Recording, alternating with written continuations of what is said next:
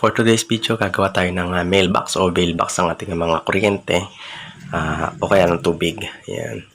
Meron tayo dito 2x4 na tubular, tsaka cladding. May bisagra din tayo rito. Tsaka gagamitin ko rito pandikit dahil wala tayong sealant. Ito ng epoxy pioneer. Yan. Yung mga ating materials na gagamitin dito. Mailbox, malit lang naman to. 2x4 yung sukat ng ating tubular. Then bubutasan natin siya ng grinder. Yan, sa part na yan. Tapos dito sa ilalim na yan, bubuksan ko siya na medyo malaking opening. Dito yung magiging kuhanan ng ating bill para hindi tayo mahirapan sa pagkuha. Yan, lalagyan natin ng bisagra dyan. Yan, riribit ko na lang yan. At itong cladding na to, na peraso ng cladding, mga retaso natin itong cladding. Ito na nga yung ating finished product niya. Nilagyan ko na din siya dito ng plug para pag nilagyan ng bill, malalaman natin kung may laman yung ating bill box or wala. Yan, inaangat yan. Baka nilagyan ng kaltero ng bill yan, ng kuryente o ng tubig, iangat nila yung plug para ma-monetize tayo kung may rumbang bill sa loob. Yan.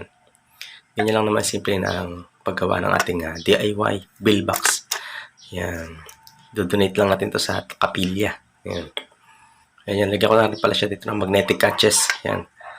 Para hindi malaglag yung ating pinakatakip. Ayun yung kuryente, bill na kuryente. Yan, papasok lang sa loob yan. Iaangat natin ito yung plug. Yan. Once na nakaangat yung plug na yan, kukunin natin yan. Sabihin may laman yan. Bubuksan natin sa ilalim. Yun. Makukuha natin yung bill box. Hindi na mawawala yung ating bill ng mga kuryente o ng tubig. Once kasi minsan kasi yung mga kalterong iba, yung mga nagre-reading, iniiwan lang yan sa kung saan pwedeng iwanan, iniipit sa gate o kung saan man nila pwedeng iipit. Hindi nila hinahanap ng tao na pag-ibigyan. Hindi na ganun. Para mapabilis yung trabaho nila. Once meron tayong ganyan, hindi na mawawala yung ating bill ng ating mga kuryente at saka ng tubig. Yan. Sa kapilya natin to i-donate. Yan. Thanks for watching.